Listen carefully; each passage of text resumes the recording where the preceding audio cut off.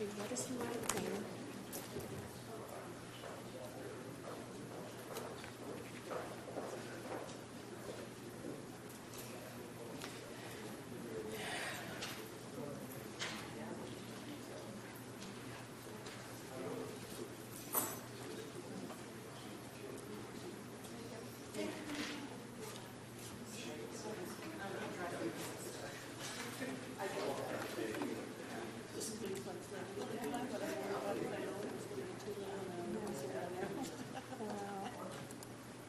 Like at high though.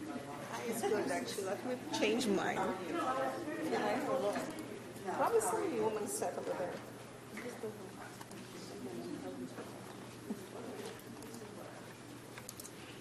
I don't want to.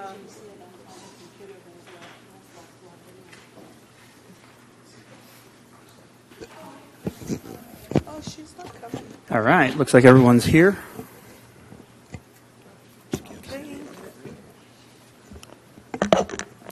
All right, everybody, welcome to the Thursday, May 2nd, regular Planning Commission hearing. I'd like to start off with the Pledge of Allegiance. Stand, please. I pledge allegiance to the flag of the United States of America and to the republic for which it stands, one nation, under God, indivisible, with liberty and justice for all. Thank you very much. Ariana, report on posting the agenda and roll call, please. The agenda was posted on Friday, April 26, 2024 at 6:48 p.m. Roll call. Commissioner Ellie. Present. Commissioner Langard. Here. Commissioner Lewis. Here. Commissioner Ramirez. Here. Commissioner Valdez. Absent. Vice Chair Kushner. Here. Chair Bondel. Here. And a friendly reminder, when speaking, please turn on your mics. Thank you. Thank you. Ariana, are there any public comments for items not on the agenda today?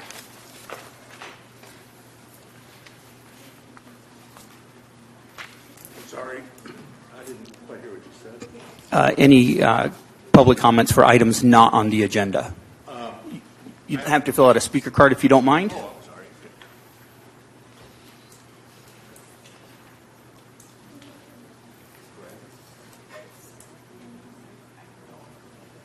Oh, yeah. We should.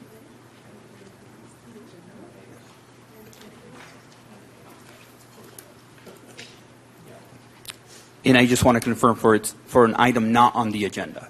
Right, it's just a question, Thank you. simple question. Sure.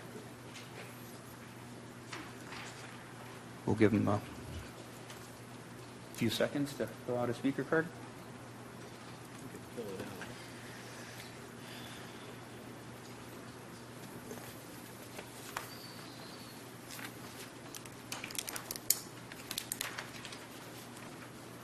Actually, can I move on to consent agenda, then come back? You can? Right, okay. Consent agenda.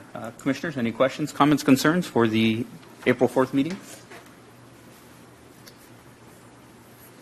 I make a motion and we accept. Second. Roll call vote, please. Commissioner Ellie. Yes. Commissioner Langard. Yes. Commissioner Lewis. Yes. Commissioner Ramirez. Yes. Vice Chair Kushner. Yes. Chair Bondel. Yes. That was unanimous. All right, I'm going to go back to public comment.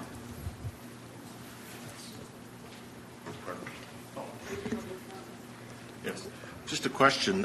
Sorry, I am, give me 1 second while I get your timer on. We do have one public comment. It's from Greg Nauman. I live across the street from the proposed development, the Rocky Knoll, and we've got a magnificent view there. No complaints. I mean, I understand land will be developed. I'm just curious about the time frame. What is the proposed timing for the start and completion of the development? And that might be a developer question. I don't know. Excuse me. I think that question really does relate to the item on the agenda, which is coming right up. Oh, okay. So when that is called, and if there's a public hearing on that item, then you should address that question, which we may or may not have an answer to, but Yeah, just curious. all right. It will affect us as far as, noise and things of that nature, but I just want to know. Thank you. All right, 6.0, and before we get to 6.1, the applicant's attorney has asked for a continuance on TM 20-05. Commissioners, are there any questions we would like to ask staff or the applicant before we move forward with 6.1?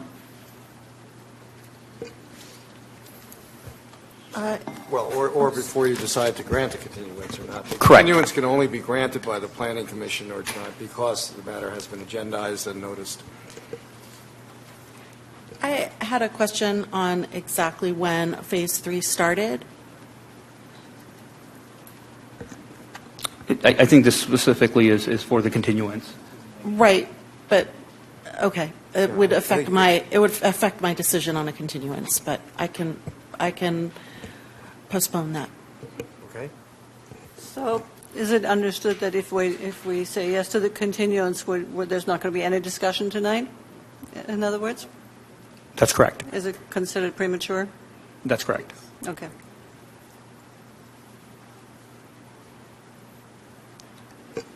So we had a discussion last time about the number of continuances. So for our understanding and our education, how does that work? There can be more continuances. However, the number of continuances, assuming that the applicant is willing to waive the time limits that are contained in the Subdivision Map Act and the Permit Streamlining Act, which they have done. They have said in writing they would waive those. Then the only issue really is that if you continue it again, it will have to be renoticed at the applicant's expense. That's the only real issue. Okay, so, There's no legal impediment to granting the continuance. okay, and there's no fee or anything on the side of the applicant? Well, the applicant is requesting the continuance, so. Okay, well, I just didn't know the policy, so I'm just trying to understand, if there's, after so many continuances, there's a fee or no fee, or if Oh, it I'm just sorry. continues on. I'm sorry, I misunderstood what you said. I think there's no specific fee unless this application is withdrawn and a new one surfaces, but they do have to pay for the renoticing. Okay. And then the continuance is for an unspecified time, or is there a time on that continuance? It can either be to an unspecified time or to a specific date certain. Perhaps, I don't know, And what are they Cindy wants requesting? to comment on that. They haven't provided a date, and if this item is continued, I would recommend that it be to a date uncertain. A date uncertain? Yes, you sir. say? Okay.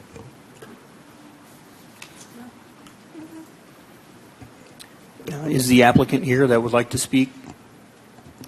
So we have two representatives from the applicant team. However, the main proponent is not here this evening. That's not much more to talk about. Yeah. All right, so What was said? the main proponent is not here today to discuss. So the floor is open for a motion.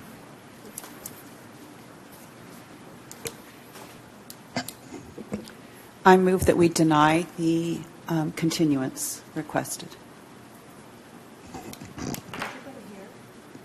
I'm sorry, I didn't hear. The motion was made to deny the continuance. I second it. Before we're voting on it, what is the consequences then?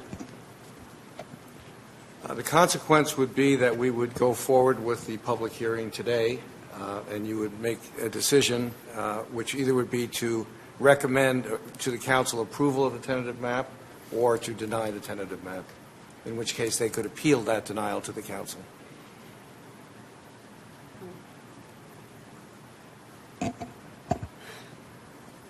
Any other? Are you opening it for comments? So just general comments, then?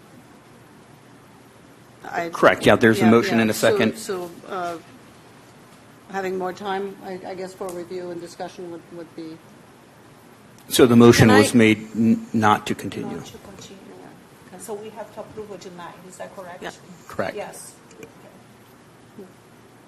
And then if it gets denied, just so I can understand, and it goes to the city council, which is gonna Sorry, go Commissioner Langard, can you please speak into the mic, please? which then goes to city council, and does it come back to us? The way the Gilroy Code works is if you recommend approval of the tentative map, it goes to the city council. It does not come back to you. If you deny the map, that action actually is an official action. However, they can appeal it to the city council, which can either agree with you or reverse your action and approve the map, and the map still does not come back to you, though. So yeah, that answers your question. All right, if there's no further discussion, roll call vote, please. Commissioner Ellie? Yes to deny. Commissioner Langard? No. Commissioner Lewis? Yes. Commissioner Ramirez? Yes. Vice Chair Kushner? No. Chair Bondal? Yes. And the motion to deny has passed 4-2. So we will move on with 6.1. All right. Public hearing 6.1, tentative map application to subdivide approximately 41.4 acres for development of the Canyon Creek, Rocky Knoll, and Malvasia 2 neighborhoods of the Glen Loma Ranch Specific Plan, TM 20-05. Cindy. Hi, good evening.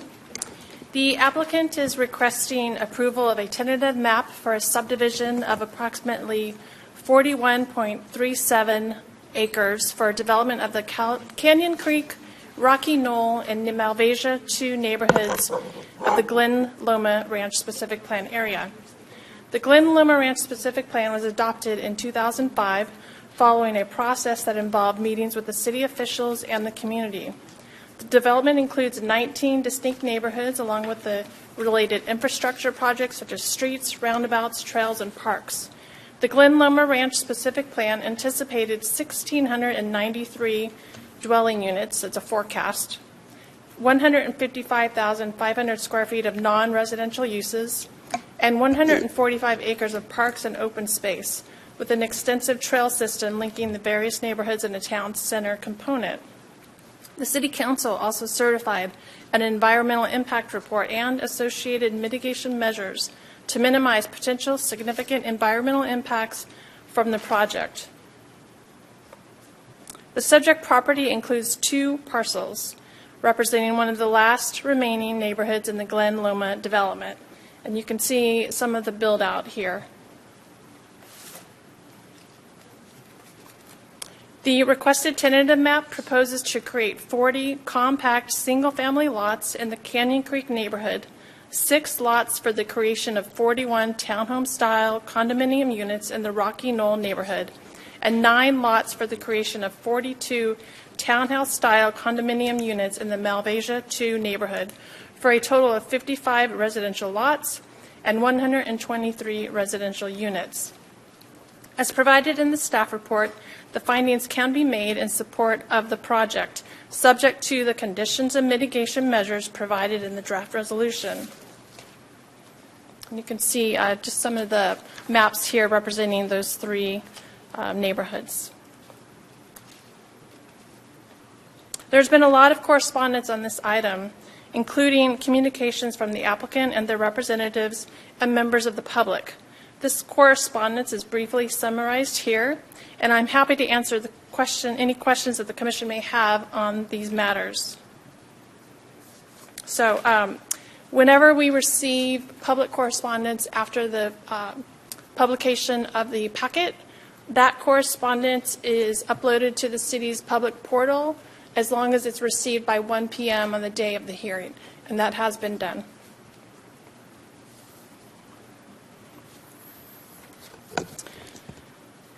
I also wanted to briefly summarize the tasks before the Commission and items that are not agendized or noticed for discussion. So you're going to please consider the packet materials, the subsequent desk items, Commission feedback, applicant presentation and materials, and public comments on this tentative map application. You will be considering the CEQA exemption recommendation. You will be considering the Subdivision Map Act findings for decision making. And we are asking that you We're recommending approval. However, you can recommend approval, conditional approval, or you may disapprove the tentative map. And as the city attorney has stated, that can be appealed to the city council. But I wanted to emphasize that disapproval requires specific findings based on substantial evidence in the record. Not being considered by the commission at this time has not been noticed. Architectural and site review of the specific development, the townhomes, the single-family homes, that would be done by staff pursuant to the specific plan and the development agreement for this project. The EIR addendum is not on the agenda this evening, nor is a potential downsizing of the overall Glen Loma Ranch development. The fire station is not on the agenda this evening. I would ask that you please refrain from discussing items that are not on the agenda. So in your packet are the required findings for approval or disapproval. And those are listed here and they are in your packet. So whatever your decision is, they should be based on these findings. Can we go back? Yes, I'm sir. sorry, Cindy, can we Yeah. go back to that slide? Just to say, this comes from the State Subdivision Map Act, and it's always confusing because these are negative findings. So in order to deny the map, you have to make one of these findings. And the case came out a few years ago that said in order to approve a map, you have to make the reverse findings. In other words, the sort of negative of these findings, even though that's not a very logical thing to do. So the staff report does contain that substantial evidence, though, that would justify making the reverse of these findings, in other words, approving the map. And the staff is not aware, I believe Cindy can say, of facts in the record that would justify making the negative findings to deny the map, but that's something you can consider. Thank you. Is that possible for us to get a copy of this for tonight? I think it was sent by The Cindy or findings Sharon. are in your staff report, and yeah. So they're Oh, in the that's packet. the They're in the same one. packet. Okay. Yes, ma'am. With that, staff is recommending that that the Planning Commission recommend that the City Council, based on its independent analysis, determine the proposed project is exempt from further environmental review pursuant to State CEQA Guidelines, Section 151182, projects pursuant to a specific plan, which exempts residential projects that are consistent with a specific plan for which an environmental impact report was certified. Staff is also recommending that the Planning Commission adopt a resolution recommending that the City Council, this is probably worded poorly, that the City Council adopt a resolution approving tentative map TM 2005, subject to the findings, conditions, and mitigation measures provided in the draft resolution. This concludes my report, and I'm happy to answer any questions that you may have. Thank you, Cindy. If I can just let Commissioner Leongar know, it's on page 20 of the PDF. Okay, I thought it was something different. It was a new one. Go ahead. Thanks. Commissioners, any questions for Cindy, staff? So I do have questions. I have a question for staff. I also have a question for the developer. First of all, thank you. We have spent an inordinate amount of time on the phone this week answering my questions, emails, and I am sure I'm not the only commissioner that has taken up a significant amount of staff's time, but thank you for walking us through that. I would like to be, given the correspondence that we have received with regards to concerns about the fire station, can you please just explain, especially to the public, why this is not being considered tonight?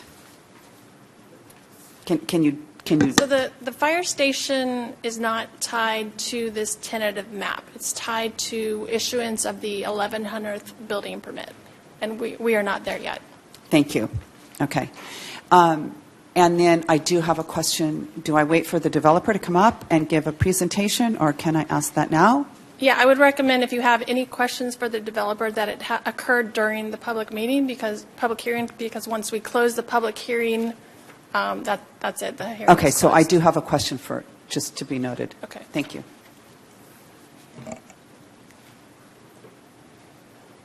I also would like to thank you for speaking with me and as well as Director Goey after hours for a length of time and answering my multiple questions via email. But I did have one that did not get answered, and that was, when did the Phase 3 start? Because as per the map that is in our packet, we are at the end of Phase 3, and that is the information that Melissa also gave me back in 2022. So I was just wondering about the time frame. I don't need any specific date, but when that Phase 3 started. So the specific plan EIR calls out a number of dwelling units within each phase. So there's 3 phases, and based on that dwelling unit count, there are 1,005 dwelling units in phases 1 and 2. And we have issued to date 996 building permits for dwelling units. So that map seems very, on a figure 10, seems very misleading then, because it says phase 1 and 2, and then, so what is it, 1,006 then for the permit before phase 3 starts? So there are 1,005 dwelling units within phases 1 and 2, and then the remaining dwelling units are within phase 3. So we're not 9 away. From that. Yes. We've pulled 996. Yes. Okay.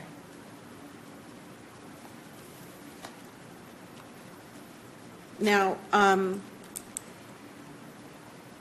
I want to commend the staff how detailed this report was. Back in 21, before then, I started trying to find out how many permits were being pulled. It was sent everywhere until it came to our desk on the March 22nd. And I still didn't get that information. And the detailed information that was provided in this packet is exceptional. So I just want to say thank you for that.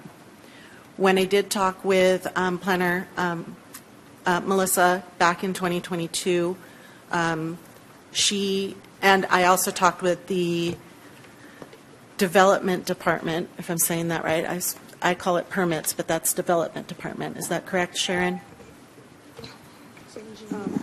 Our department title is Community Development Department, and there's Building Division, Planning Division, Fire Prevention, and then Public Works has Engineering Division. Well, I spoke with someone. I had gone to the front and I had asked for someone in permits. So that might be Building Division. okay, thank you. And they explained to me that once the permits are approved, there's no legal way we can stop a developer from pulling those permits. So once the final map is approved, even though the permits are not pulled yet, there's no legal way to curtail any pulling of those permits. So put another way, they have a vested right to request building permits pursuant to the approved tentative maps. Okay. So by approving these maps, then today, Which is a draft. It's a draft resolution. So even as a draft, So the city council is the final decision maker, and depending on what happens this evening, this project is tentatively scheduled for the June hearing, the first June hearing for the city council. So by approving these permits to these maps today, and assuming it goes through the process and it is approved by the city council, then in effect, we are giving the developer a legal right to pull over 1,100 permits. If I may interrupt, that's not necessarily true. We would be approving, you would be recommending approval of a tentative map, which the council, we assume will approve, If that's approved, then the developer has to comply with the conditions of the tentative map in order to obtain a final map, has to post bonds for improvements and do various other things.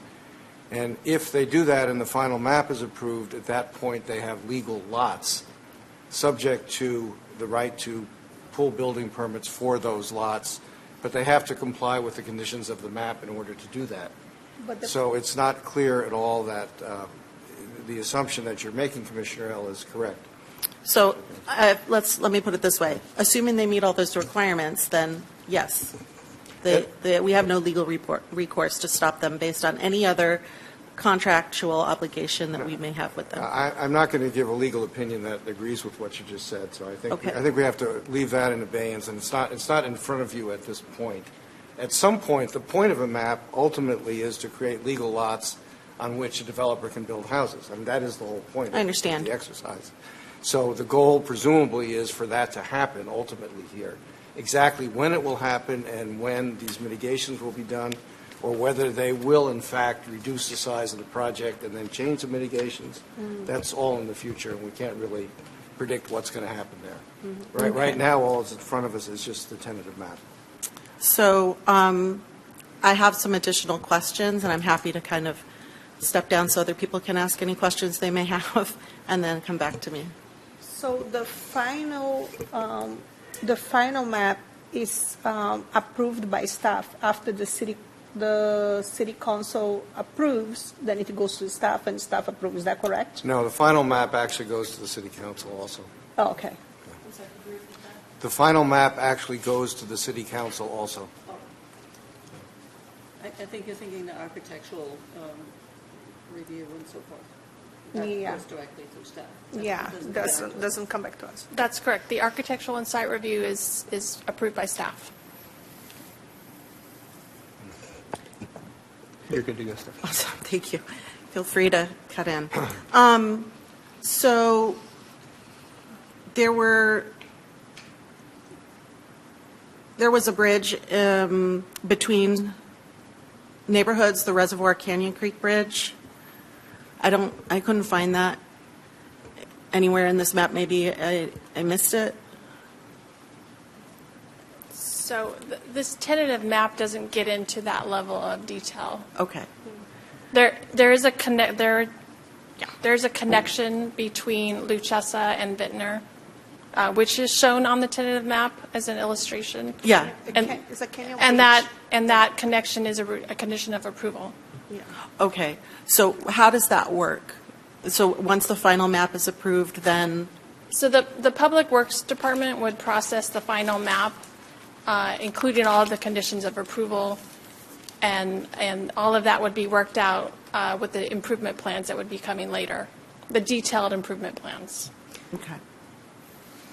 But on the email, I think the developer said that, well, they're kind of backing up regarding like the rain drainage and the canyon bridge. So it doesn't seem like they want to incorporate that. They're fighting back. So if you approve this today, it doesn't mean they have to comply with all the recommendations. Is that correct? So staff's recommendation includes all of the conditions of approval that were in your packet. The applicant has stated that they're asking for modification or elimination of some of those conditions. Staff does not support that request. I had a question about the parks within the community. I've noticed that we don't give a lot of guidance in that we allow the developer to make that decision. And looking at the parks that have been built, only 2 of the parks that can be static parks have been built out more than a static park. And that one has a play park area, and the other one is a dog park, which there's different views on whether it's a nice dog park or not. I would like to while those built out, those static parks are nice looking, I don't think that this is the nicest thing that we could have for our communities. Some of these benches don't have trees. There's a lot of grass, water. It has to be used to water that. So do we have any insight on what they might be building in that park? So I don't have a response Okay, with regard that's to fine. parks, and that's really not part of this decision-making this evening. Is that, so some of, does any one of those reports expire? So let's say some reports were made like back in the day, 2000 something, some of them 2020. Is that any, and then you guys recommended certain things, but then that may not be the case any longer because, things changed and,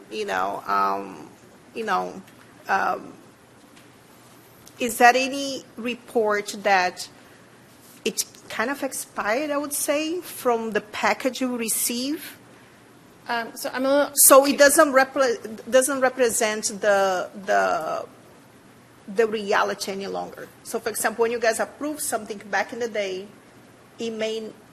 things may have changed. Even like, I don't know, the soil, with all the rain may have, changed or something like that.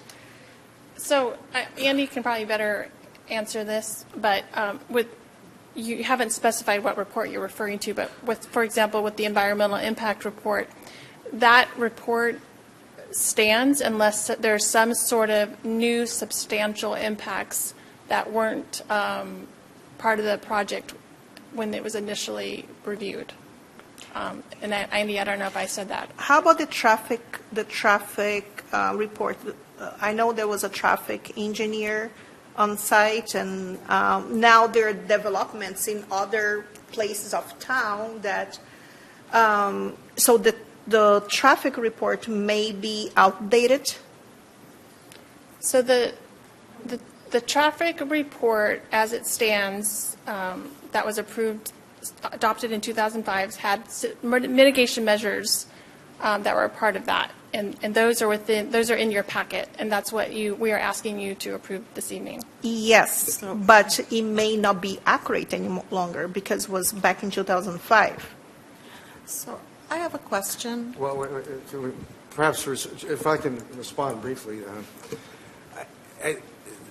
We are working under the 2005 EIR and have been with successive maps going on, for quite a while. Unless there is evidence presented that implies that somehow the EIR is no longer adequate for this tentative map, the CEQA exemption, which says that a project that's consistent with a specific plan and is a normal part of the build-out of that plan does not require further CEQA analysis, is the case. That's an exemption from CEQA. And staff believes that exemption applies here. We, as far as I know, the staff can confirm, we do not have any evidence that the traffic analysis as it would apply to this subdivision would be in any way improper or inadequate or changed. So although one might speculate that there have been changes, we don't have evidence of that would justify reopening CEQA. Is the construction around, like the Santa Teresa, is that not enough evidence? No. I don't, staff again can respond, but generally speaking, the EIR in the original traffic analysis talked about build-out in adjacent areas. That was part of the analysis of the traffic study that was done initially, so that the expected build-out of other projects was actually analyzed back in 2005. So when does this project end? I believe it's next year. Do we know? Well, the beginning development towards the agreement end? expires. Yes, that's what I meant. No, the project doesn't necessarily end until it's all built out, Okay, or until the building stops. But what about the development agreement? Development agreement expires near the end of next year, Okay. but the project doesn't necessarily end at that point. Do you know off the top of your head, like November, December, do you It's remember? November 2025. Yeah. So, this CEQA, when it was when it was developed, 2005, it was based on the mid-count range thereabouts of the Glen Loma plan. The Glen Loma mid-range was 1693. The EIR marks it at 1690. There's a range. Melissa described to me that there's a range. It could go up to the high range, could be 1988, almost 2,000 homes. And the low count would be 1276. I mean, they have to pick a number in the middle to build this CEQA off of. Now, this development could have been almost 2,000 homes. And we could reevaluate at that point and say the CEQA wasn't enough to mitigate the measures. But it would be, in my opinion, improper when you have an agreement to go back and say you need to do more, because the CEQA is for a range. There is a lot of mitigation measures that need to be done before the first permit is pulled in Phase 3. Now, walking in the door, I thought Phase 3, we were at the end of Phase 3 based on my conversations with Melissa. Apparently Phase 3 hasn't even started yet. Since the development, the project doesn't end when the development agreement ends, is that correct? Faber, Councilor Faber? Well, I just said that, yes. Okay, so, all right, just confirming. Okay, that's Right. correct. So where are you then going they with will this? have, what? I'm sorry, I'm just trying to understand where you're going with your question. I will. Okay. So it sounds like the developer has time. They don't have a year to complete all the mitigation measures that are required for Phase 3. Is that correct? The mitigation measures are required by the tentative maps, regardless of what the development agreement expires or not. They're independent of the development agreement. Well, I'm asking how it all fits together in a bigger picture. So if there's requirements that have to be done before the first permit pull of Phase 3, which is in 9 permits, do they have enough time? Can they continue this project past November 2025 to get it done? Widening the Luchesa Bridge and building out the other bridge, plus all the other mitigation measures in Phase 3 that have not been yet completed, do they have to complete those before November 2025? Generally speaking, no. That's not really in front of you tonight, but the general answer to your question is no, because those are conditions to the extent they're required of tentative maps or other requirements that they have to satisfy.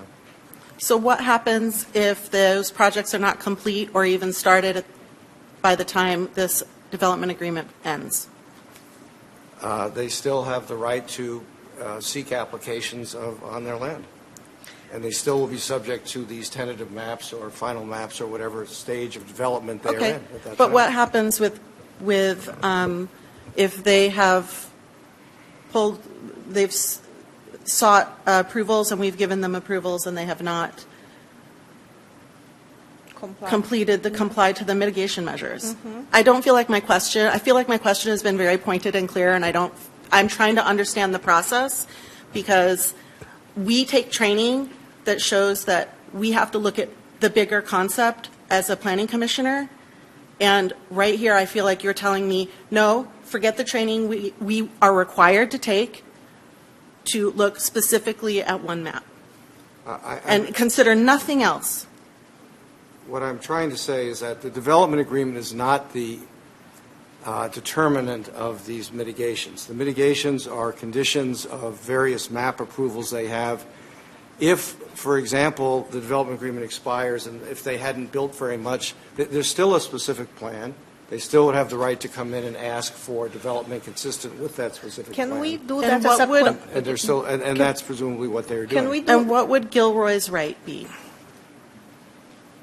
If they're under the specific plan, the Gilroy would have to, unless the specific plan were changed, would have to evaluate any development for consistency with the specific plan and with the EIR that was done for the specific plan, which is essentially the same thing you're doing here. So to guarantee those mitigations, can we throw that on the conditional, as a conditional approval, and say that they need to comply with those mitigations before moving forward with the development? I would say no, you cannot do that. Those would not be normal tentative map conditions. The map conditions are as expressed by the staff, that those are direct mitigations from the EIR. They will have to do them. We obviously are in some dispute with them about what Phase 3 means and when it begins. That hasn't been settled yet. You can tell that from the correspondence back and forth that you've gotten. But that's not, at this time, for the planning, it's not in front of the Planning Commission to make that kind of decision. That will ultimately, may ultimately be a decision when they get final maps, if they comply with these conditions of the tentative map, and we will have to confront that issue. So, But it's not, and I realize I keep saying that's not in front of you tonight, but it's true. What's in front of you tonight is this tentative map. so the dispute city staff has and with the applicant, doesn't that fall in the consistent with the specific plan? Because if even city staff is trying to figure things out, I think that's enough reason for us to kind of take it a time and get all those questions answered and move forward. I think, Commissioner, we're past that point. Huh? We're past the continuance point already. So can I just make a comment? Yeah, because This has been a lot of back and forth, a lot of legal, stuff from Glenn Loma's attorney, staff, a lot of conversation between us and commissioners with staff throughout the week since this has been posted. I'm just going to share how I feel about it. I am going to default expertise to the city attorney and to city staff who have far more experience and knowledge in this than any of us do, even with the training that we have been provided. And but that's why the city staff is disputing certain things with them, because that means it's not clear, or they don't, and please correct me if I'm wrong, or they don't have enough evidence, so whatever they need to move forward.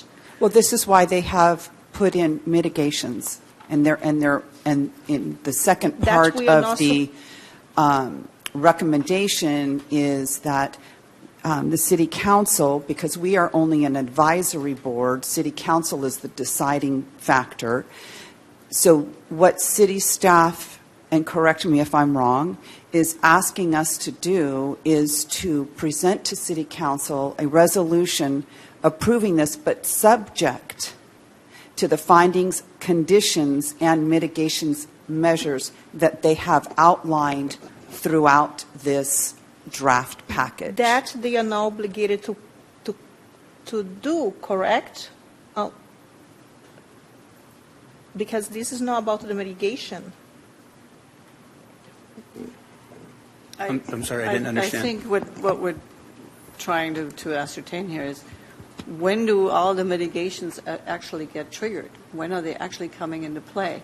Because all we're hearing about is that we haven't reached that phase yet. We're just here to approve the maps. But at which point does that all come into focus? Well, I think staff has given you the staff position, which is on the 1006th residential building permit. Is the point where our staff position is that Phase 3 commences. Okay. And if we don't get there, if the applicant decides not to build that many, where do we stand? If the applicant never builds that many, then Phase 3 has never commenced, and certain mitigations don't have to be done unless and until perhaps another applicant comes forward on the property at some point in the future. I would like to know, oh, sorry. No, I'm just trying to. Yeah, I would like to. Because the mitigations were part of the plan from back in 2005, and up to now, it's like the majority of these, especially the pricey ones, have not been even started. So, if I may explain just a little, yes, please. my view of it at least, that the EIR analyzes a certain project. It analyzes 1,693 residential units, 6.8 acres of commercial, and then a lot of open space and parks and trails, and certain road construction and various things. And that's the project as defined in the EIR. It was defined as having 3 phases. In the EIR, those were geographic. So it was a phase 1, phase 2, and phase 3 in the middle. Because of changes, on the other hand, the developer was given the flexibility to build out the project in different ways and not necessarily. Then things changed, some roads changed, the school district property changed in a certain way. So it's not completely clear. Phase 1, 2, and 3 are no longer geographic because of the way the project has in fact built out due to all kinds of factors, I would say. Therefore, staff has tried to analyze what equivalently in terms of environmental impacts would be phase 1, 2, and 3. And Cindy's analysis is that phase 3, as I said, would start at a certain point. If the applicant comes in and wants to, in effect, downsize the project in a way that would change the analysis completely, and they've talked about doing that, they haven't done it, but they have talked about wanting to eliminate the commercial, for example. And the commercial generates half the trips, or the peak hour trips. So if, in fact, that component were eliminated, then there would be a significant change. And the applicant argues that if that's done, then phase 3 never really starts, because the traffic that was assumed for phase 3 would not be generated, because so much of it's generated by the commercial component. But the applicant hasn't actually done that yet. They've talked about it considerably. And if, in fact, they come in at some point, next week or next month or whenever it is, and say, in fact, here's the plan of how they're going to make the build-out smaller in some legally recognizable way, then we could go back and look at the traffic analysis, and it may be that phase 3 never really commences. And that's, or at least the traffic that would justify the phase 3 mitigations is not, it never is really this happens. the public That hearing? may happen. Is this the public hearing to identify the change in CEQA that okay. No, Thank you. it is not. And to your point there, I think the city has done a really good job in addressing that component where, they are insisting that, they're going to downsize. I agree 100% with staff, and I commend you for insisting on a legally binding document that then specifically outlines that particular downsizing, which then those mitigating factors can be readdressed. Well, I think it's... Or they don't have to be done. Or they, at all. whatever, right? But I think that it be reevaluated at that point. But that has not happened, and until that happens, it's, pie in the sky as far as I'm concerned. And there has to be a public hearing to change The whole any process, CEQA, the right? whole process, So- right? But that has not been triggered yet because it has not been submitted. And so all we can do is look at what is legally binding today in front of us. And that's why, my understanding is that's why you have these mitigating factors outlined today for us to discuss. I think staff would agree. Excuse me. Staff would agree with that and would say that that's why this tentative map is consistent with the existing specific plan. But staff just said that we are not talking about mitigation here.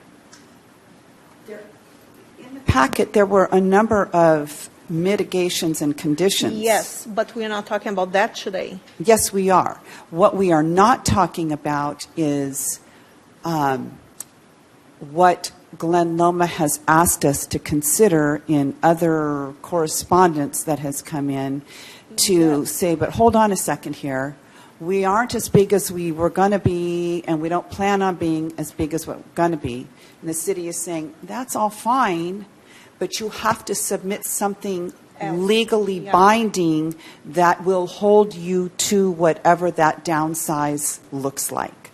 And because that hasn't happened, the city is moving forward with what they truly do have in a legally binding way.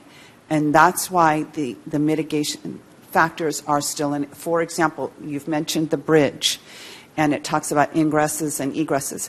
And quite frankly, we have seen, we talk about the fire station, which is not a consideration, but we've seen how residential areas can go up in flames. And they're saying, as it stands, right now, with the legally binding documentation, there could be a build-out of X number of homes, which would then require all of these egresses and ingresses being constructed, including that bridge. So, you know, I'm not saying that, you know, this would be looked at differently if there was, in fact, a legally binding document that outlined how the downsize looks. But that's not what we're looking at tonight because it hasn't appeared. Yes, correct. Yes. So I have a question about the motions. If we have two items, possible actions, A and B. If I wanted to, and I do, want to add a condition on item B, how would we do that? With the two conditions, I mean, with the two possible actions. I think those. Well, the tentative map, which is, excuse me, B is adopting the resolution recommending approval of the tentative map, okay? And that is subject to many, many conditions, over 140 of them. And in fact, Glen Loma has asked us to change a few of those. So if there is some other condition that is related to the development per the tentative map, you could request that that be added to the map. You could recommend that, or you could recommend that one be removed, or you could recommend that Glen Loma's requested changes. They made 4 or 5 So changes. how? In the motion, you would say that. Right? Okay. I move approval, however, request that condition number X be changed to read something different, which would have to be based on some rationale related to the tentative map, of course.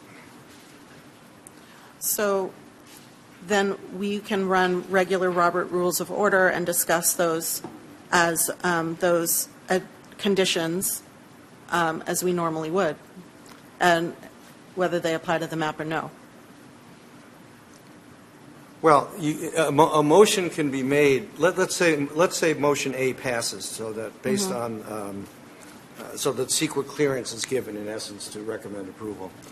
Motion B could be recommend approval of the tentative map, subject, however, to condition X reading somewhat different than it now says. Right, I understand that. Okay. Yes, but then the vote goes through on whether we're going to add those conditions to the. No. The motion would be to approve the map with certain changed conditions. That's. Is that what you're saying? Yes, but Robert's Rules of Order is that we vote on those conditions, and then that motion goes forward with those conditions that we voted on. I'm not sure we're saying the same thing or not. I think We're definitely not saying the same thing. Well, in that case, I would say Robert's Rules says you vote on a motion. If someone wants to amend another condition, that motion could be amended to change the motion. But the original motion that is made, whatever it is, could include whatever conditions you want to be changed. Okay. It doesn't require amendment, because B is not a motion. B is just a suggestion about what you could do. In other words, adopt a certain I understand that it's resolution. not a motion. It's a recommendation Okay. for possible action, correct?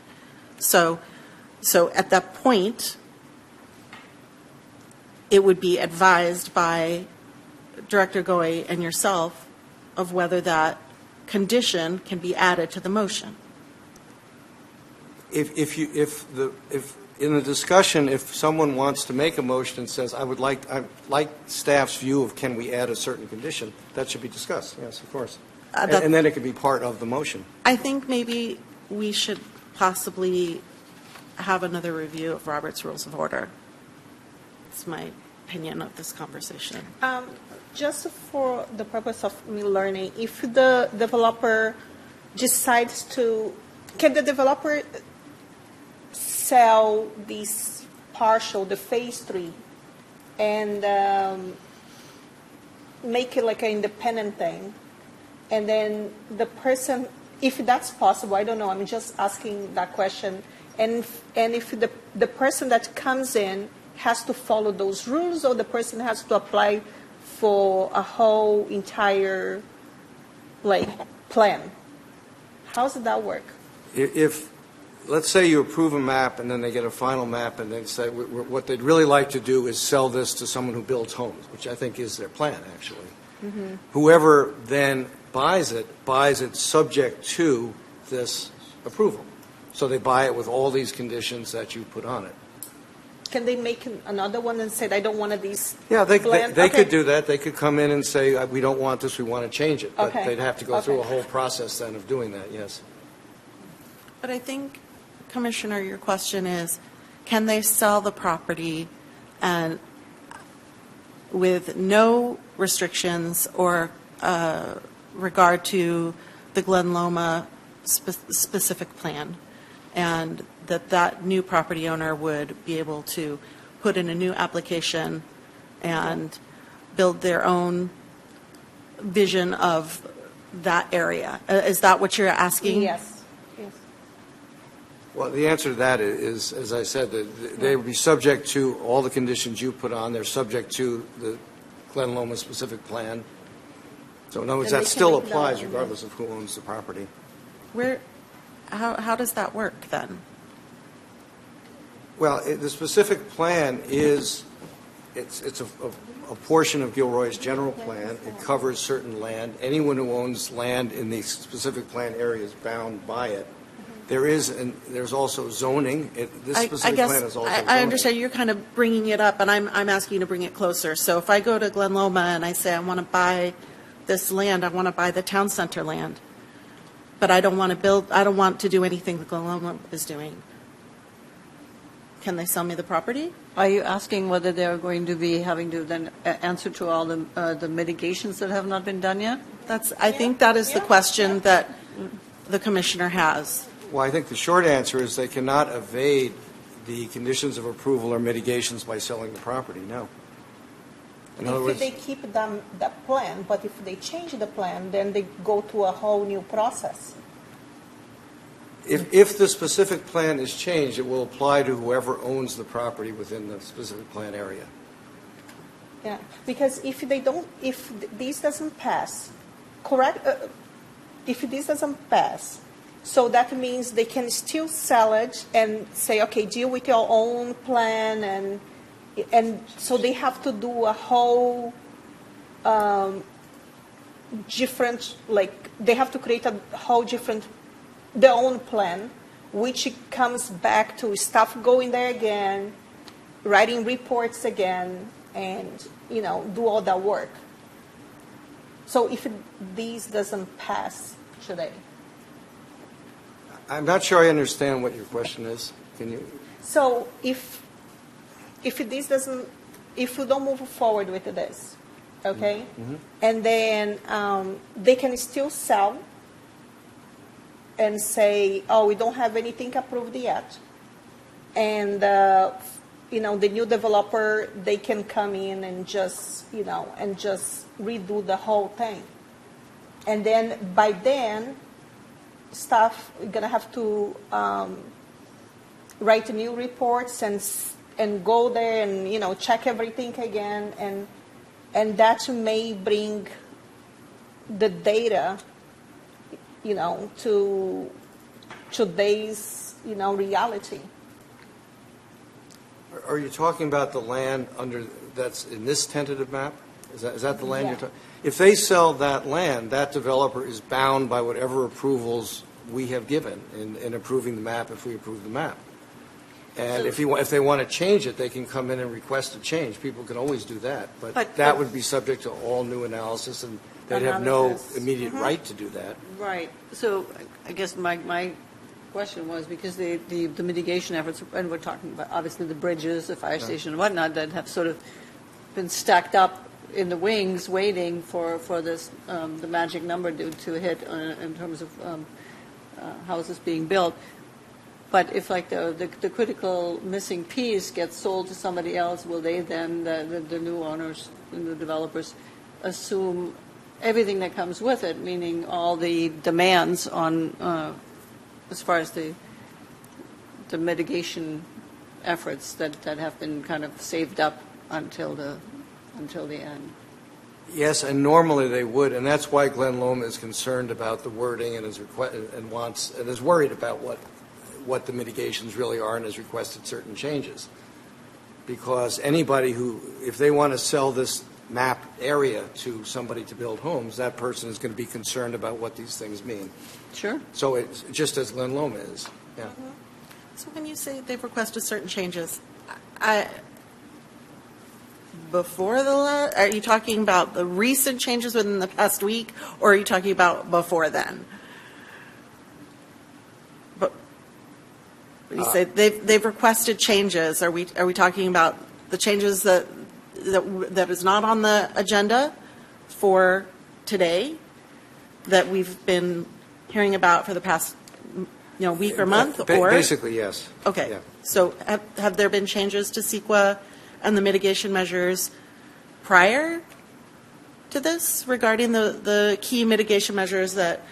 Not regarding the ones we're talking about. No, I don't think so. And we're talking about the big ones, Commissioner, like the fire station, the bridges, those sorts of things. There's been no changes to those mitigation measures? Basically, no, as far as I know, yeah. Basically, no? Yeah. And the fire station's not a mitigation measure, by the way.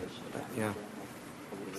Yeah. Right. But in any event, I think to answer the question of these approvals run with the land and they bind anybody who buys the land. So they can't get out of it by simply selling land. I have a question about the specific plan and the low count versus high count and outside that count. So the low count, the high count is 1988, mid is 1693, for the EIR at 1690. And for the low count, it's 1276. At this time, all neighborhoods, aside from the two that are identified as the Cabernet Elementary School and Olive Grove School, although there are housing possible for the Olive Grove area, my understanding is those two are within the purview of the school district, correct? So the Olive Grove neighborhood is owned by the school district. Okay. Yes. And so omitting the Olive Grove, but including the 70 of the Town Flex Center, and the maps today and the previous maps, we are looking at a total of 1275. That is one less than the specific plan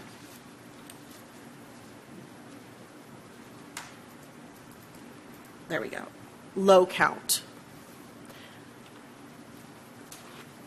Do we have any concerns that this is now out of scope of the specific plan if they do nothing else? Can you repeat the question? So everything that to date, all the permits to date, up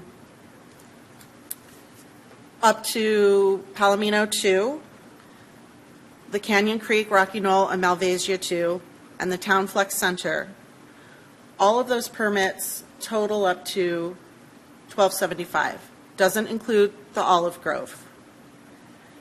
The specific plan, low end count, is $1276. So I think the number that we should be talking about is the number that the EIR analyzed, and that is 1,690 dwelling units. And just to be clear, so to date, we have approved final maps for 1,083 dwelling units. We have issued 996 building permits. Right. This tentative map, if it is a final map is approved by the council, that would bring us to 1,205 dwelling units. And then, any other mix could come in for these other two areas, for the Town Center Flex area and for the Olive Grove neighborhood. But they would need to stay within the number of units analyzed by the EIR, or another analysis would need to be taken Could you say that last part again? I'm sorry. So if they Or- stay within the unit count analyzed under the EIR, then the EIR stands. If they want to come in and request more units or more commercial or intensify this development to a point where there are potentially significant environmental impacts, then we would need to do further analysis. Right. I'm not really concerned about that because that's, as you guys, as staff has indicated, that's not on our docket today. I mean, if they were to build less than the minimum indicated in the specific plan, does that mean they're outside of scope of that plan? No, the No? specific plan has flexibility Okay. in terms of the number of units that are developed. It, being below the forecasted amount, for example. So, for example, with the flex area in particular, that area, it's called the flex area. And so there's a lot of flexibility in terms of what gets built there, but we need to know what is going to get built there. Cheryl, could you refresh my memory, please? If there is a tie, there is a vote, call vote, and then there is a tie. So what's the procedure for that? Because we saw this like 3 years ago, 2 to 3 years Right. ago. So. In this instance, we would regard a tie vote as sending the matter to the council without a recommendation.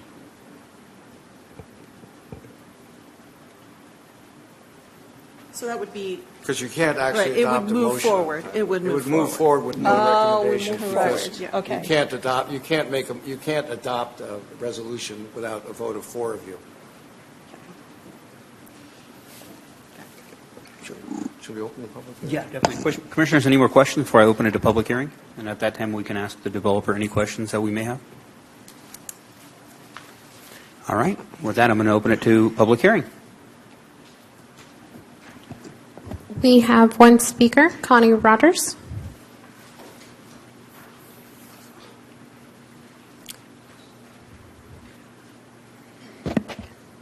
I would like to request if there's any other speakers to please bring your speaker cards up at this time. Thank you. Good evening, Commissioners. You have my prepared letter from myself and Mrs. Tognetti, so I won't go over all those points, but I would like to emphasize a few additional things. And I apologize if my comments exceed what you're allowed to comment on or decide tonight, because I did hear the city attorney state that you're not supposed to talk about downsizing and the fire station and so forth. But I do believe that in the long run, those things definitely have a bearing.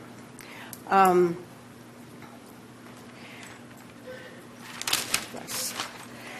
The tentative map approval gives Glen Loma vesting rights, which are legally a binding argument. But there is more to the application than just numbers of dwelling units.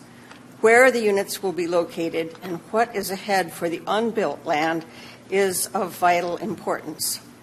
That is why the city is correct to insist on a written land use plan and map. We need that. We all need that. Glen Loma was approved 19 years ago. Conditions have changed for both the city and Glen Loma since that time, but the fire station and the Luchesa Bridge are still critical for the residents and voters, and they expect you to protect them. Glen Loma is hoping that the passage of time will make the city more lenient, but there are still residents like myself and Mrs. Tognetti who know the history and know that Glen Loma will always want what works best for them, but not necessarily what is always best for the community. So I just ask you to keep that in mind with this very complex decision you're having tonight. Thank you. Thank you, Connie. Ariana, anybody else? Just a comment. I don't think overall, even like in the future, the fire station is even our concern because Commissioner, they are not required to do This is for any- public comment for now. Yeah, thank you. Carolina Gabriel.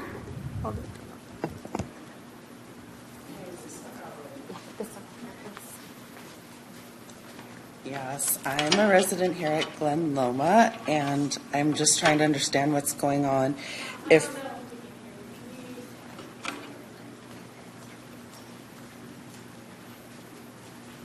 Hi. Hello, thanks for letting me speak. I'm a resident here at Glen Loma, and I'm just trying to understand what's going on.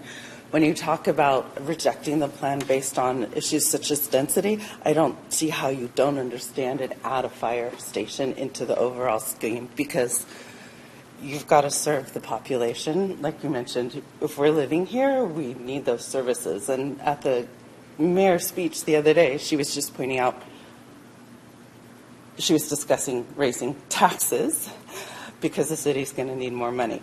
So I hope that you have the wider vision, and I know you're trying to keep it tunnel vision here, but I hope you have a wider vision to understand when you're talking about approving something with density that it has the support services and structure.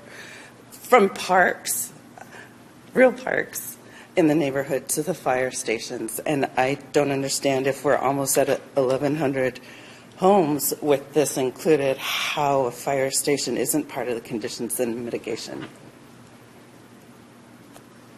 Can someone explain how that part works for me, please? Andy. During public comment, Yeah. we usually don't, it's the custom of City of Gilroy not to respond, but I understand the confusion. Okay, because, yeah, I would think that it's, my understanding is that there is a fire station coming, so the question is when and who's building it, and if we're almost at 1,100. I don't think the city has the money to build it at this point, and when's the developer going to build it? I guess that's my main concern, and I'd like to find out who to ask and how to understand. And if that's not coming in as part of the conditions, then I don't see how you could approve this. It doesn't support the density. It doesn't support the residents. Thanks. Thank you very much. Brianna, are there any more public speakers? Yes, and I do apologize if I mispronounce. Sib Day.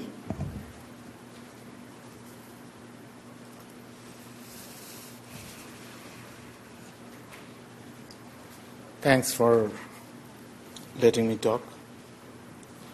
I have only a few things to say here. The first thing is the proposed development place is surrounded by like small, low density housing, kind of low density housing. But now you are like going to like propose the townhouses, which are like going to be like higher in the elevation, and that's going to be like high density development, which will cause more issues related to like more people moving in and coming in and things like that. It was perceived to be like done like 20 years ago. The approval was about 20 years ago. So the roads, if you see, the approach roads are not that wide actually. To take care of like morning, there are morning traffic for the Solorzano school, middle school, and there are a lot of like traffic piles up in the morning actually, or even in the afternoon. So I see like it's very difficult to even cross. Like just vehicles are piled up. There are very little garden actually in the community. If I see like very little open space in the community, just back-to-back houses being built actually for this. I mean, ideally it could be really more beautiful because of the mountains, but it's like back-to-back houses, so there are like more denser development with very little open spaces. The fourth one is there are animals. I see like there are a lot of deers comes in the evening actually. In the proposed place, you will see like plenty of deers in the evening. And I do really care about them because I think they are not going to be able to come there anymore actually if this is passed. That's it. Thank you. Great. Thank you very much. Ariana, was that the last? Yes, there's no further speakers. Awesome. Kelly, would you like the applicants to come up for a question? Great. Anybody representing the applicant, would you like to come up?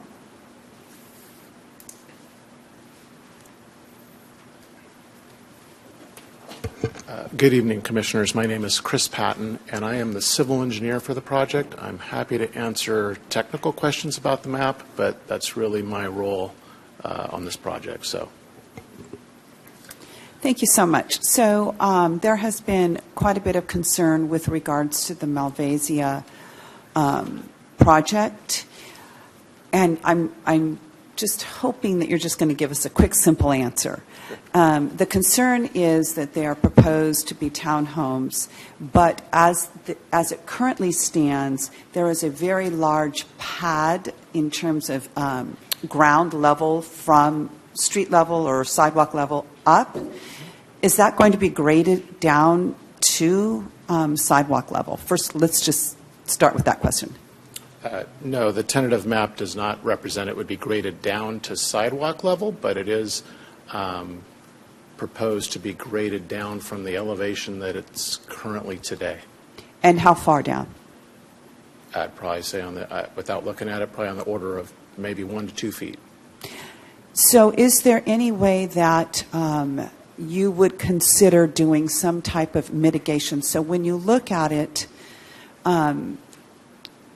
there are a couple of cul-de-sacs and streets that come up to and look, so the West Mountains, and then the Malvasia townhomes, and then there are single-family homes that are currently there.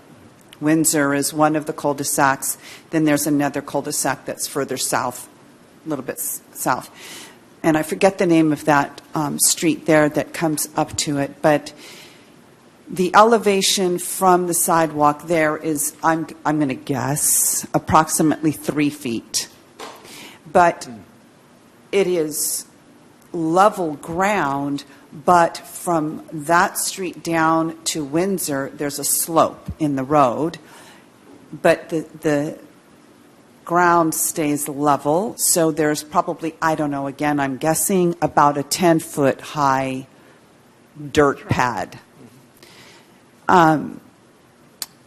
Driving around, I went over to Eagle Ridge where there are, hills and streets with hills and things, and there are, I believe the correct term is a berm, where there are homes that are developed on slopes, on hills, but they're all at pretty much street level, but there are like berms that are, so that they sit down more. Is there an option for some kind of I hate to keep using the word mitigation because it seems to have a negative connotation, but something to do that can then bring those townhomes down so they're not really 4 or 5 stories high. They're further down to street level. So I guess to answer your question is under the existing conditions of the ranch out there before it was designed, you had probably 4 or 5% slope running from Santa Teresa down towards Christmas Hill Park. So there's sort of an existing condition of slope that slopes Correct. That way.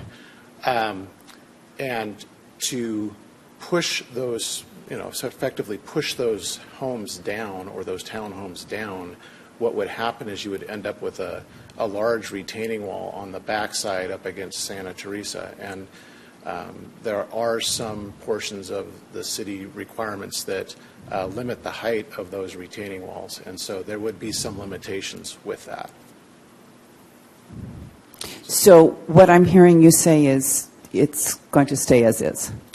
What I'm saying is that it would be hard to lower it down, and that I believe the intent of the applicant is to be consistent with the specific plan and the zoning and the other city policies with respect to building height.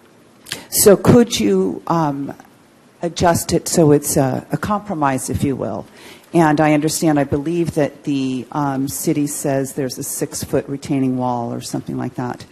Could it be, instead of whatever your large retaining wall is, could it be so that there's some kind of a compromise there then? So that these folks don't feel like they have, skyscrapers kind of imposing their homes and neighborhoods? And a compromise would still be within the city plan and the scope, the specific plan. So. Yeah, I mean, that gets into some larger cost questions that we would need to look at to see what the implications are, and also just to see if it can be done within the regulations of the city's codes related to retaining walls and those things. And then if you could also meet, you know, if you had to push the project down more, you'd have more room for slope in there if you couldn't have the height for retaining walls, which would probably decrease the number of units in there. And there are unit counts in the specific plan that you're required to meet, you know, minimums for each neighborhood. So it's kind of a loaded question, but yes. Could they just be exchanged with some of the lower height buildings?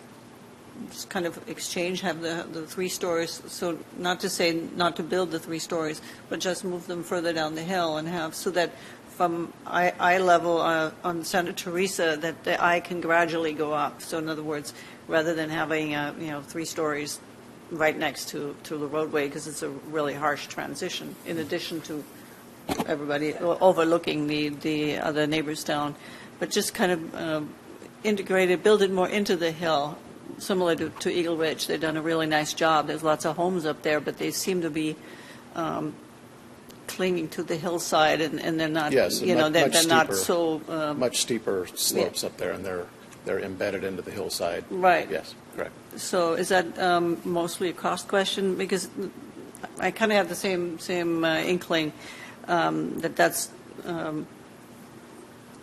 hard on the neighbors below, but also the idea that putting the multi-story, multi-family housing right there next to the street would take the place of, instead of sound walls.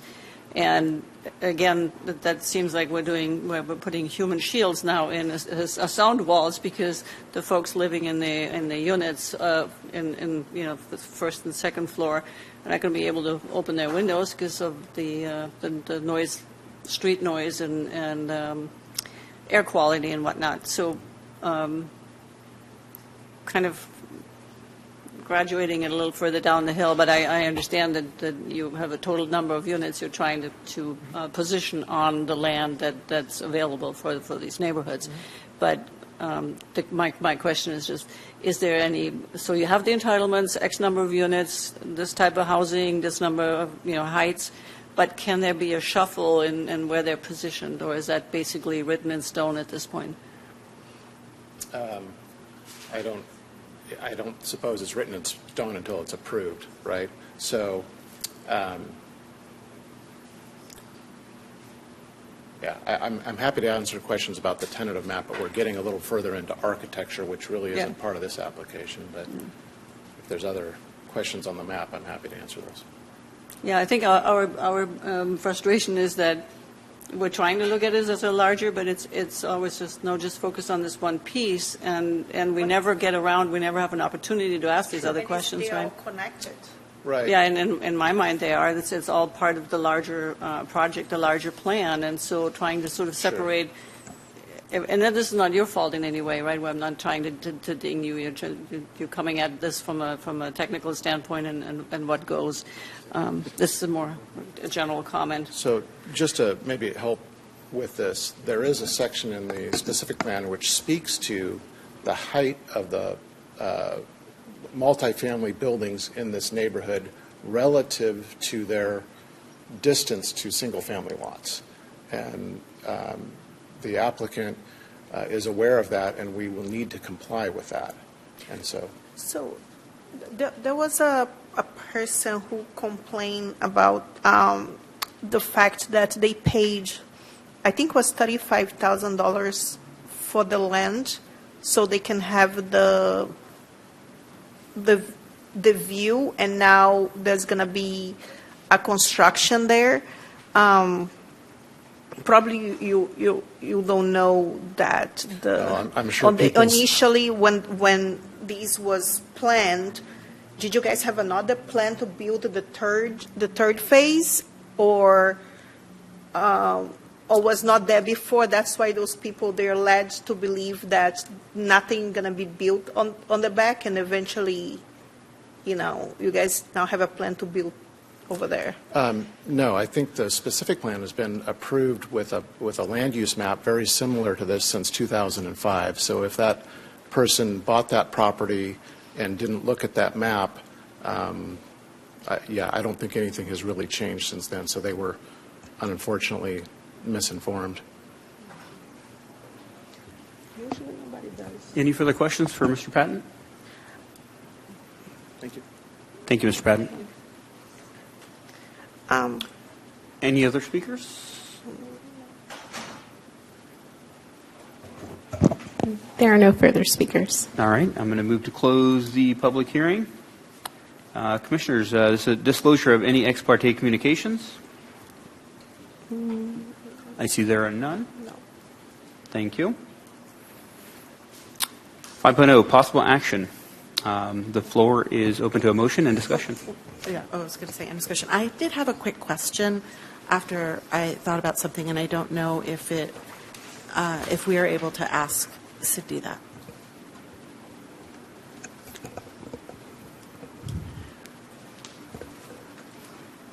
So, Cindy, the proposed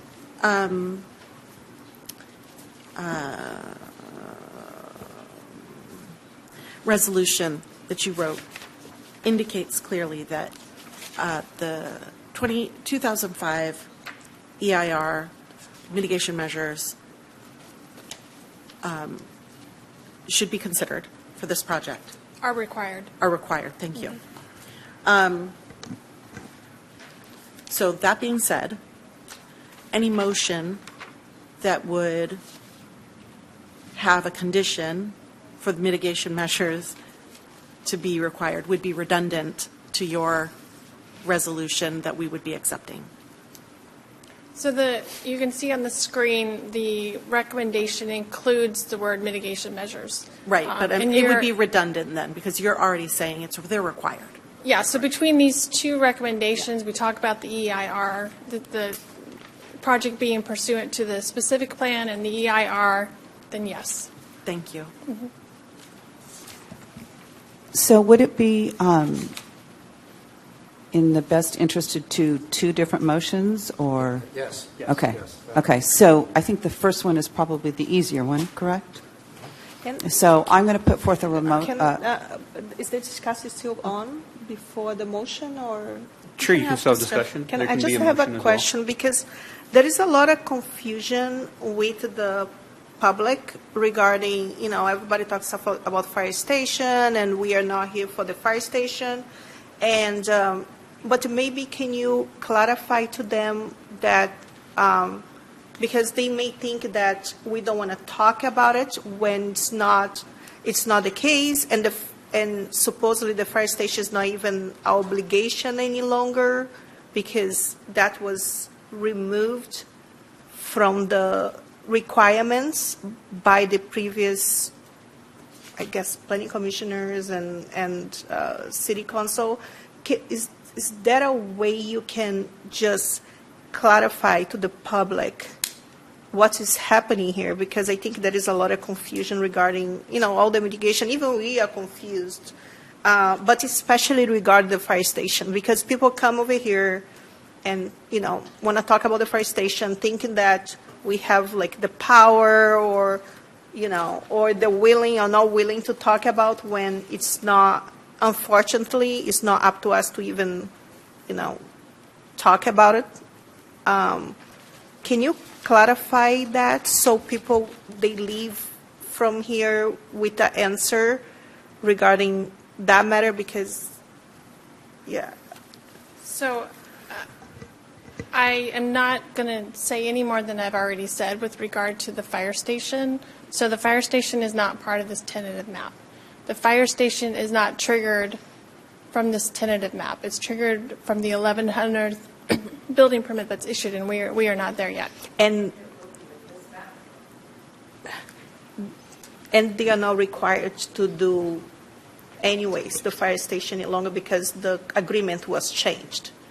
No, I don't Right? know. I just spoke with Jimmy. Yeah. I just spoke with Jimmy, and Jimmy regarding, because I was asking him about I know this is not on the agenda, but Jimmy, I was asking about the funds that were moved from the second city park to the fire station back in 2019. And I asked specifically the fire station, and he said, yes, it's still a part of the agreement, and that there is no change there. Because that is what Jimmy Forbes has communicated to me recently.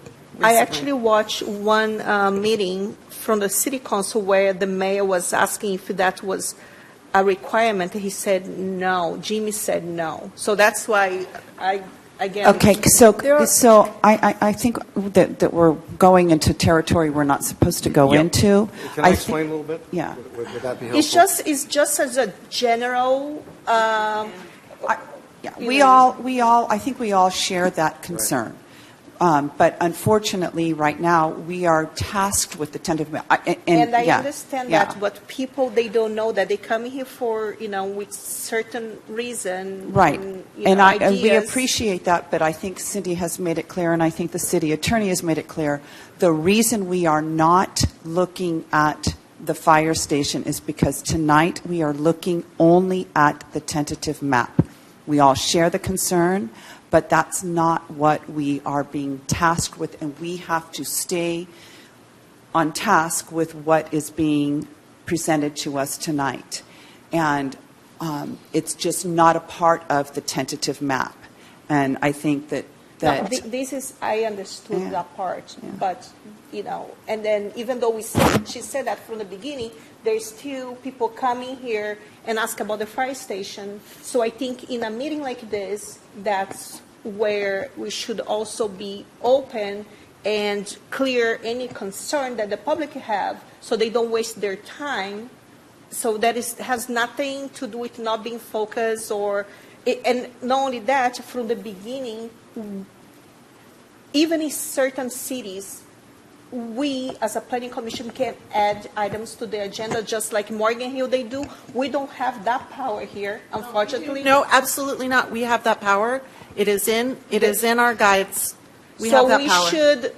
Commissioners, I'd like to remind you guys to stay on the tentative map. Part here. of it is also help our people and even educate ourselves to understand what's going on, because it's very confusing. So, the ideal Andy, world, you're right. Perhaps That's the perfect world. Make a comment about it. The fire station is a contractual obligation and a requirement between the city and Glen Loma in the development agreement. And it is a matter of great concern. It's a matter that the city is working on. In fact, it's just not part of this tentative map. It's important, and I assume that it will get ironed out and eventually. And that's not on us today.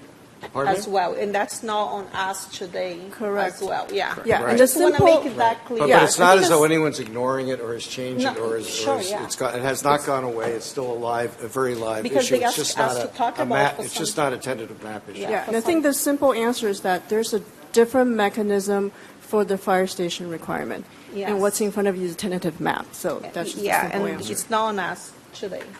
Correct. And there's a different mechanism for that. Yeah, I just want to clarify that. Any further questions for Cindy? Thank you, Cindy. So I would like to move that we recommend that the City Council, based on its independent analysis, determine that the proposed project is exempt from further environmental review pursuant to state CEQA guidelines, Section 15182, projects pursuant to a specific plan, which exempts residential projects that are consistent with a specific plan for which an environmental impact report was certified.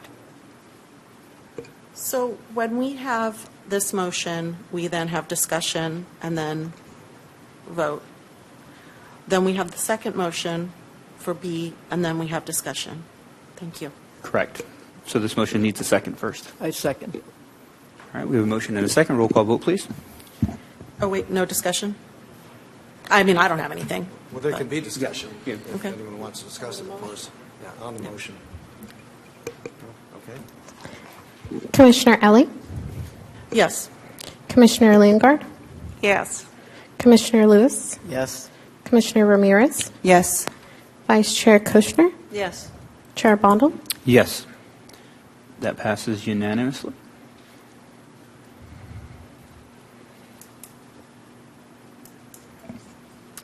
I would like to make another motion to adopt a resolution recommending that the City Council adopt a resolution approving tentative map TM 2005, subject to the findings, conditions, and mitigation measures provided in the draft resolution.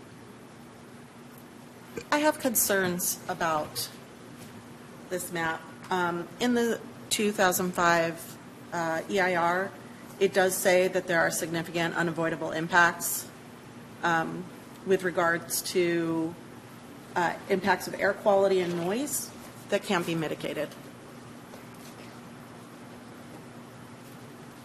That's all I have to say about it.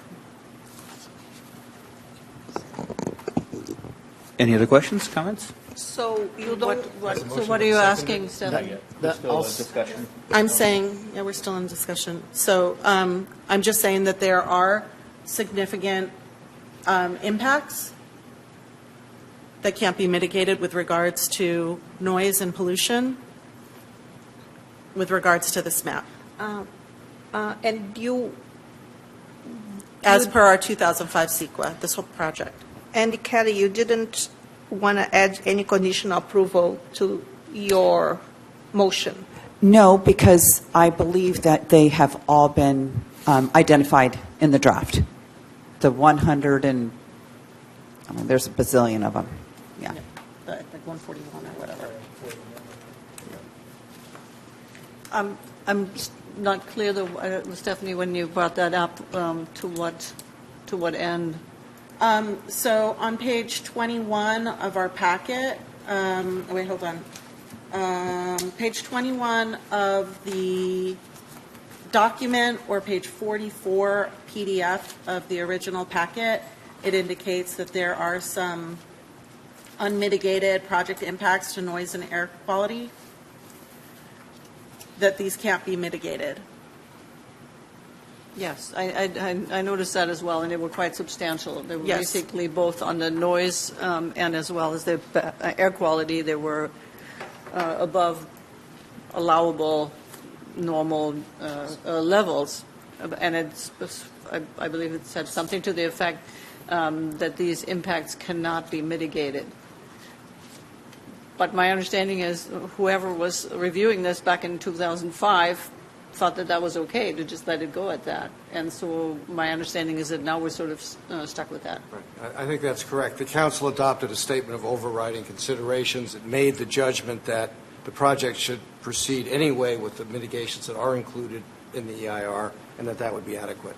And the motion you just made essentially says you agree with that, because the specific plan was adopted with that EIR, with that statement of overriding considerations, and this project is consistent therewith. Yeah, so us saying now that it's really not okay is sort of irrelevant at this point from a... It's a little harsh way to put it, but I think I agree, yes. Yeah. We need a second to the motion, though. Correct. I think Joni was... I'll second it. Second it? She was in process. All right. All right, we have a motion and second. And any other further discussion? Commissioner Ellie, anything else? One moment.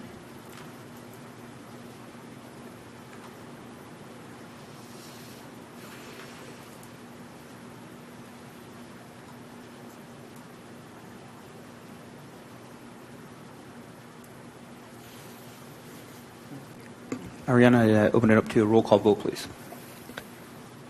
Commissioner Ellie? No. Commissioner Leongard? No. Commissioner Lewis? Yes. Commissioner Ramirez? Yes. Vice Chair Kushner? No. Chair Bondal? Yes. All right, that's a 3-3. So the motion will move forward without a recommendation to So City Council. the motion fails, and the matter would then move forward to the City Council without a recommendation. All right, thank you. Moving on to 6.2, zoning text amendments to implement various programs of the Gilroy 2023 through 2031 housing element. Cindy.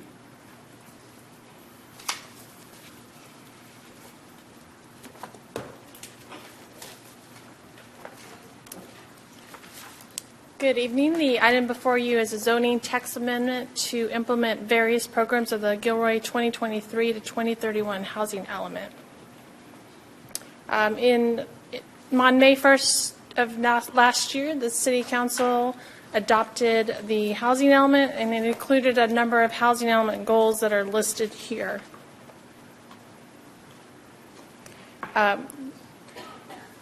We intended to implement a number of the housing element programs related to the zoning ordinance when we took forward the comprehensive zoning ordinance update. However, given staff retirements at the end of last year, that update has been delayed.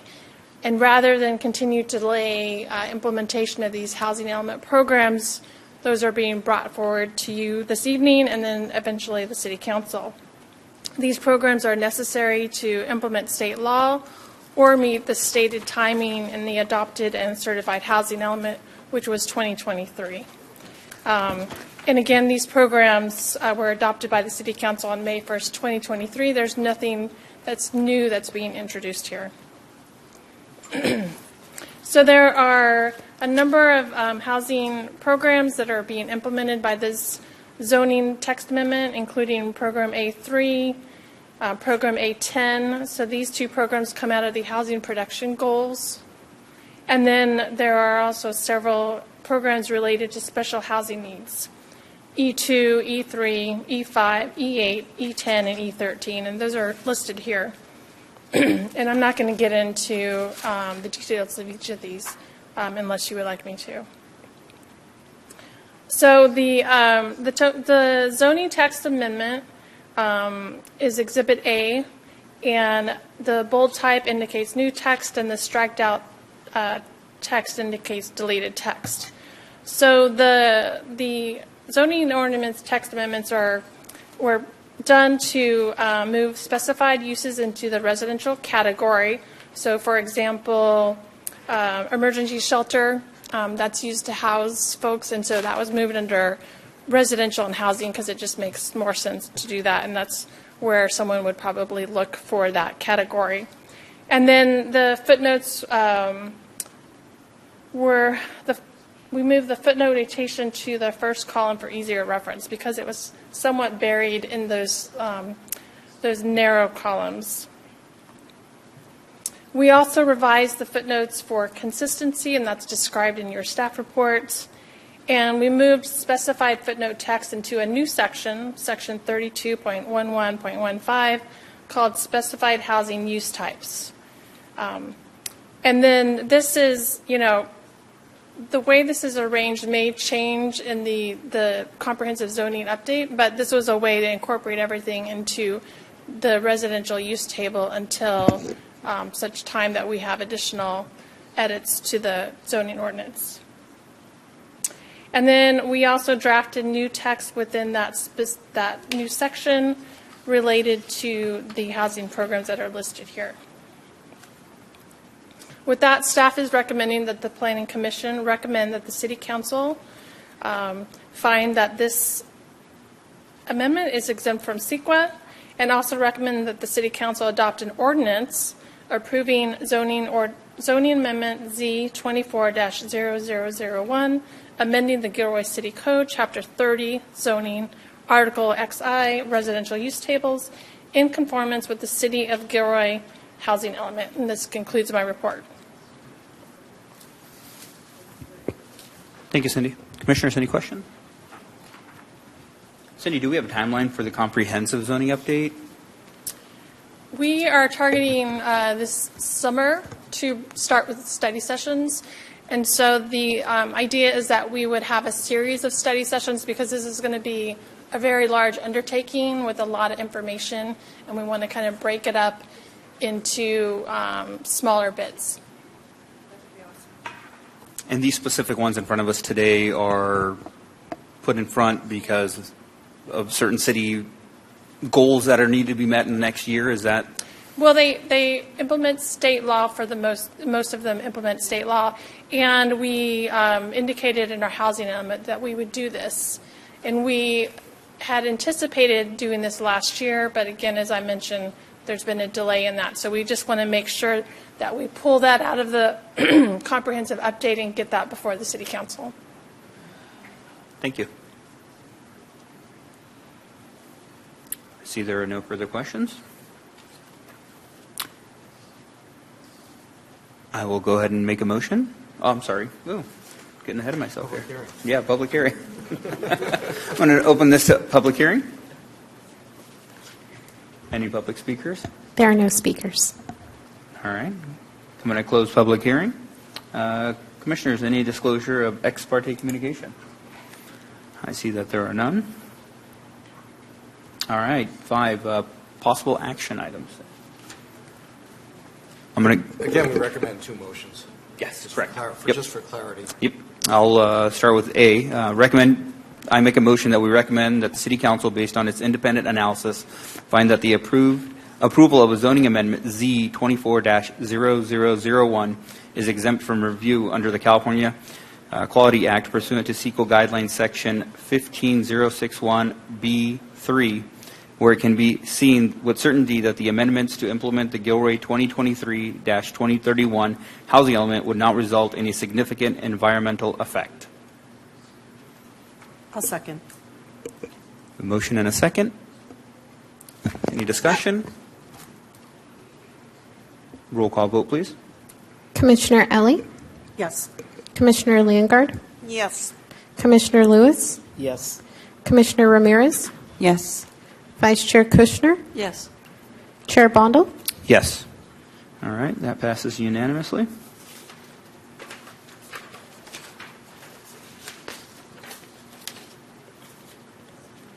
I'll make a motion to recommend that the City Council adopt an ordinance approving zoning amendment Z 24-001, amending the Gilroy City Code, Chapter 30, zoning, and Article 11, residential use tables, in conformance with the City of Gilroy 2023 to 2031 housing element. I second. All right, motion second. Roll call vote, please. Commissioner Ellie, Yes. Commissioner Leongard, Yes. Commissioner Lewis, Yes. Commissioner Ramirez, Yes. Vice Chair Kushner, Yes. Chair Bondal. Yes. All right, that passed unanimously as well. Thank you, Cindy. Moved on to 7, new business. I see there is no items. 8, Planning Division staff approvals. I noticed that there were none. All right. Planning Division report. I shared this at the last Planning Commission meeting, but since Cindy was outside in the lobby, I just want to repeat that to please join me in congratulating Cindy as the new planning manager. Congratulations, Cindy.